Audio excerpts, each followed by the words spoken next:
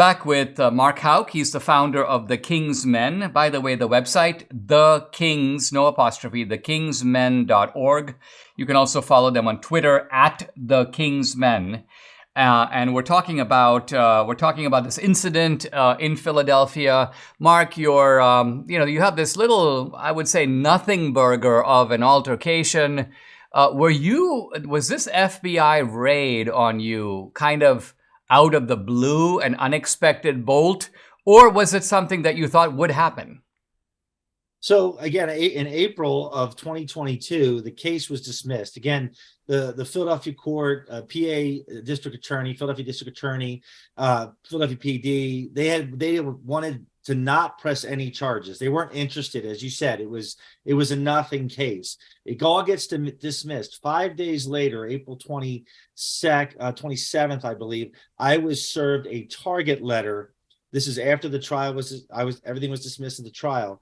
I was served a target letter by the Federal Bureau of Investigation, Eastern District in the Philadelphia area. Now, I was a target of a grand jury investigation with potential indictment against the FACE Act. Freedom of access to clinic entrances. Now, that's what I found out. And my attorney at the time, Matt Heffron from the Thomas More Society, reached out to the assistant U.S. attorney and said, you have no case. My client's innocent. There's case law in your own district. But should you want to indict my client, he's a peaceful man. We'll bring him in peacefully to you, and you don't need to bring an agent out to his house. This was in April of 2022. So with the raid, to your question, it was totally out of the blue, something I was not expecting. Describe the raid. Sure. So about 5 months later, of course, Dobbs has happened at this point. People are being arrested, Mar-a-Lago, all that stuff. President Biden has declared that he's going to defend abortion rights. I get a call in August of 2022 from my attorney and said, have you heard from the assistant U.S. attorney? I said, no. He said, well, she won't return my phone calls. I said, well, maybe there's no case here.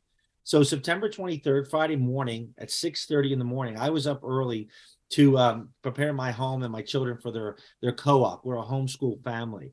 And that's where we leave the house that day, the homeschool, to go to be with other kids and have other classes.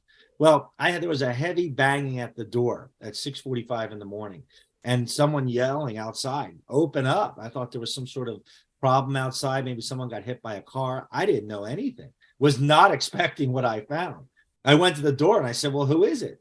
And they said, it's the FBI, open up. And they rang and banged the doorbell again, or banged on the door. When I opened the door, Dinesh, there was 15 marked and unmarked units, PA state troopers and federal agents with long guns pointed at me, M16s, heavily armored vests, ballistic helmets, ballistic shields, and 2 battering rams. And I said, what are you doing here? And they said, well, you know why we're here. And I said, no, I don't. And now describe the reaction. I mean, your family was probably stunned by this and I mean, traumatized by it, right?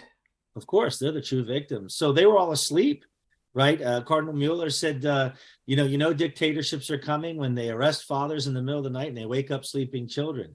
And so my children were all asleep. Now, of course, with the banging and the ringing of the doorbell, they all were alarmed. Everybody was alarmed. And so I see all this and I say, what are you doing here? And they said, well, you know why we're here. I said, I don't. And they said, well, we're here to arrest you. And they really didn't give me a warrant or anything. My wife came down and said, do you have a warrant for his arrest? He said, well, we're taking him with or without a warrant. So you see the attitude with M16s pointed at me, pistols pointed at me, surrounding my house, SWAT team behind at the back of my house. There's about 20 to 25 federal agents. My family was in shock and in pure terror. The kids are screaming, Dinesh. At this point, my wife says, you can't do that. That's kidnapping at gunpoint. So I said, look, I just went into protector mode. I need to protect my children. What do you need me to do? I said, can I put some clothes on, like a sweatshirt? It was cold. I only had a pair of shorts and a t-shirt on. No, they wouldn't allow me to do that. Within about 10 minutes, I was cuffed in the back of an SUV heading down to the federal building while my children are screaming. And guns are now, they're downrange in my home. So the guns are in the threshold of the home, pointed at my wife and the children as well. I mean, Mark, what strikes me here is not only the fact that this is overkill, right? I mean, an absolute insanity of deployment of force. But number two, you had offered to come in. So it looks to me either that they're trying to make a statement to the whole neighborhood, that is, this guy's a really bad guy. You know, you should look at him as if he's a member of ISIS or the mafia. Or number two, the trauma is the objective. They actually they recognize that even if they don't have a case, they take it to court, it doesn't work. Nevertheless, hey, you know what? We basically put the fear of God into this guy and his family. We terrorized him, and in that sense, that becomes its own punishment. Can you think of any other rationale for why they had to do it this way?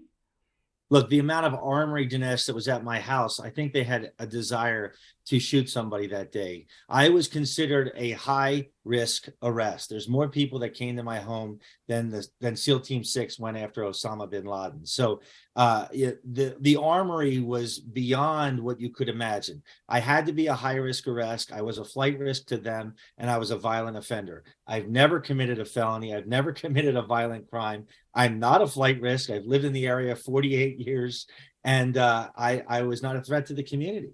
So their goal was to humiliate, intimidate, and I believe, and law enforcement has backed this up, that they were hoping that I would come to the door with a gun in my hand so that they could shoot me dead that day. That's what I believe.